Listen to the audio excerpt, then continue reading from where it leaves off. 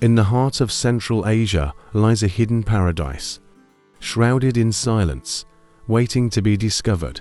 This land is rich with treasures and has been favored by many important rulers throughout history. It is the land of warm-hearted people and a unique culture, Uzbekistan. It is a land that cherishes its ancestors' heritage and embraces Islam, making it a true Central Asian haven. At one time, it was the lifeblood and capital of the Islamic world. For instance, Samarkand was known as the Pearl of the East, while Bukhara was a powerful center where Islam thrived.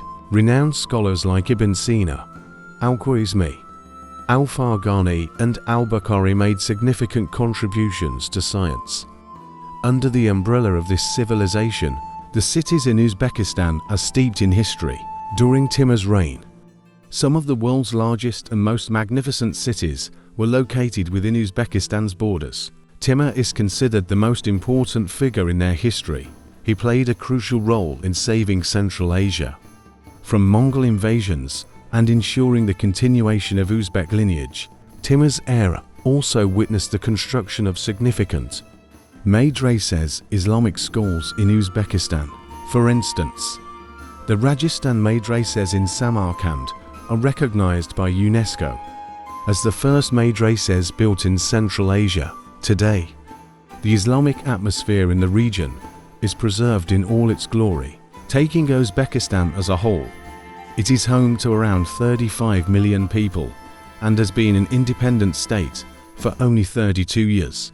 Since the dissolution of the Soviet Union, although Uzbekistan bore some marks of Soviet Russia, between 1924 and 1991, the Uzbek people managed to preserve their identity, language, and strong connection to Islam. Their currency is called Som, and $1 equals 11,500 Som. Uzbekistan primarily produces cotton and wheat, which they export to other countries. Additionally, thousands of Uzbek citizens work in various countries and send money back home to support their families.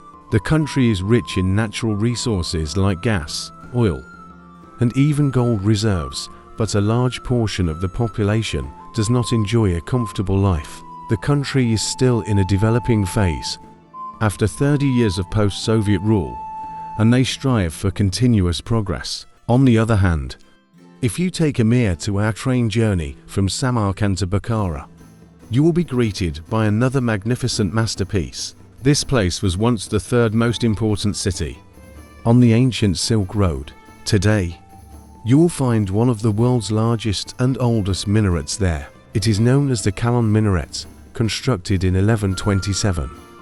And despite the Mongol invasion, it has managed to stand tall to this day. Another significant endeavor in Uzbekistan is their carpet weaving. When you think of carpets, Iran might come to mind for many.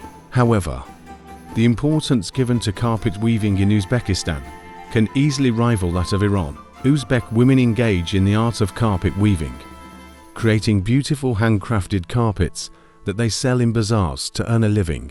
You can find handcrafted products at reasonable prices within the country, but imported goods face hefty taxes. For instance, when you visit Tashkent, you'll notice that over 90% of the vehicles in traffic are Chevrolet branded cars, due to the high taxes on imported goods in the country.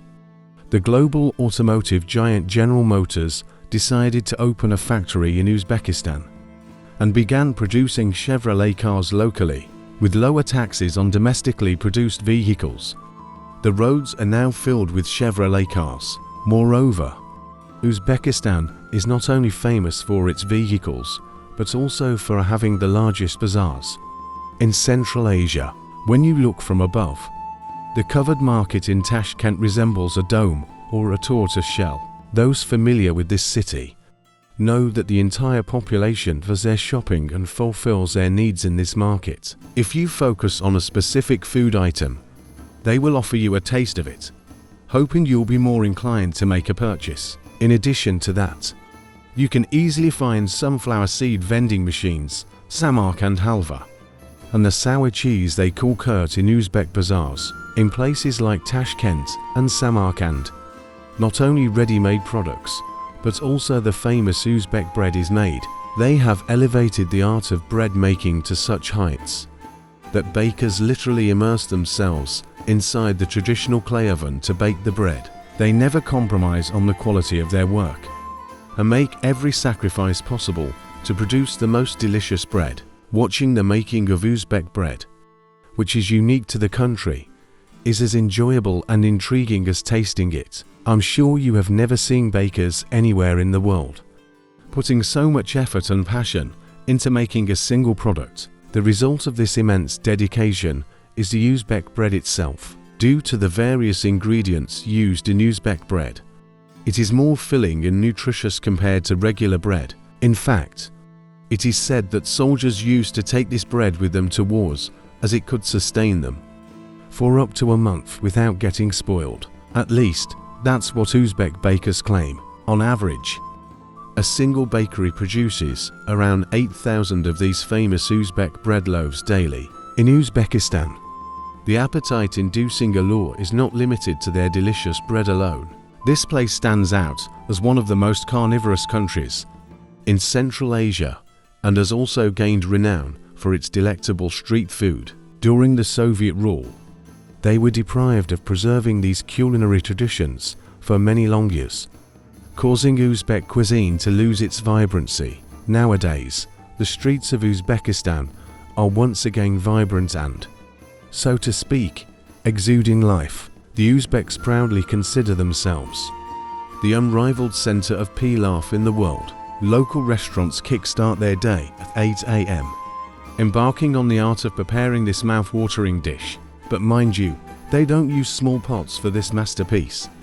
They cook it in colossal cauldrons. These cauldrons are filled with kilos of meat, rice, chickpeas, carrots, and oil. For instance, a 100-kilo meat pilaf takes in 40 liters of sunflower oil. The first step in preparing the pilaf is to bring the meat and oil together in this grand cauldron and cook them to perfection. The Uzbeks are not fond of undercooked meat, so it's essential for the meat to be thoroughly cooked in the oil, losing its red color in the process. After that, they add the carrots and chickpeas to blend with the succulent meat. Finally, the rice, the star ingredient of Uzbekistan's national dish, is added to the cauldron, turning it into a delectable pilaf. Until the pilaf is fully cooked, they place trays on top, and hours later, it becomes ready to be savored. This is how the preparation of Uzbekistan's national dish generally unfolds. Once the meal is ready, the master chefs offer their prayers, gently blending the components that make up the pilaf and present it to the delight of their customers. The reason why Uzbek pilaf isn't purely white is that the carrots impart their color to the rice, giving it a delightful hue. So, when you visit Uzbekistan, 3 main ingredients related to food should come to mind: plenty of bread, abundant rice, and loads of meat. These 3 elements hold a special place in Uzbekistan's culinary culture. Therefore, if you have any plans to visit or even live in Central Asian countries, you must have a fondness for meat, and you should not hold any grudge against it or be distant from it.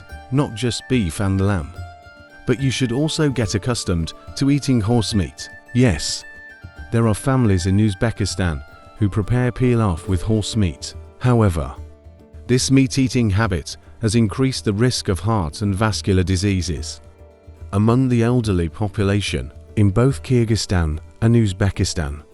Thousands of people struggle with heart problems and clogged arteries. In the rural areas of Uzbekistan, there is also a distinct type of pastry known as samsa. It resembles a seashell in appearance. The rural people of Uzbekistan refrain from buying bread or other dough-based products from outside. In fact, they often use traditional oven fires for cooking rather than gas stoves. One of the significant factors contributing to the deliciousness of Uzbek cuisine is this traditional cooking method. For example, nearly every household has a closed oven where they prepare various pastries and bread. Inside this samsa pastry, they can include chicken or other types of meat as well. Do you think Uzbekistan excites people? Not only with its historical sites and cuisine, but also with its daily life. For example, Tashkent is the most populous city in Central Asia, with a population of 3 million. If you've been to Russia before, you may feel that the city reminds you of Russia in many ways. For instance, the streets and roads in Tashkent are very wide. Despite its vast land area of 449,000 square kilometers, the relatively small population in Uzbekistan has led to spacious roads and considerable distances between buildings in its cities. Additionally, the architecture of the buildings also bears a resemblance to Russian buildings. In fact, even the Soviet-era playgrounds can still be found intact in the back streets of the city. The fact that similar structures exist in almost every country that was once part of the Soviet Union, and that they bear such close resemblance, has always been a surprising reality to me. These days, Uzbekistan receives a considerable number of immigrants from Russia, and you can see both Uzbek and Russian languages on many signs, especially in the capital. Russian holds an important place in the lives of Uzbeks, and you can find Russian writings everywhere, particularly in bookstores. The Uzbek language, on the other hand, shares various similarities with Turkish, despite being geographically distant. Countries where Turkish is spoken are linguistically related. In the streets of Uzbekistan, you'll come across numerous street vendors. People sell various products along the roadsides. Moreover, Uzbekistan has moved away from being a closed-off country, and Western famous chain stores have started to establish their presence in the country. However, it is truly saddening to witness children begging on the streets of Tashkent. When you sit in a fixed spot on the street, someone might approach you and ask for money. Of course, they are being sent by someone, and when they don't get anything from you, they disappear from sight. You can also see pigeons, painted in different colors on the streets. At first, you might think they belong to a unique pigeon species due to their colors, but no, they are actually painted, and there is a purpose behind it. If you want to take a photo of these birds, the person feeding them will ask you for money. In a way, they are earning money through the pigeons. The metro system is crucial for transportation in Tashkent. People generally use the metro for their intra-city travels. This metro was constructed as Central Asia's first metro, 1977, and opened for service. As you know, one of the most dazzling aspects related to the Soviet era is their exceptionally well-crafted metro stations. In Uzbekistan, too, every metro that was opened during that time captivates people with its visual appeal. For inner-city travel, they often use trains in Uzbekistan. The train staff consists of men who wear smart uniforms to the best of their ability, while the minimum wage in Uzbekistan amounts to $320.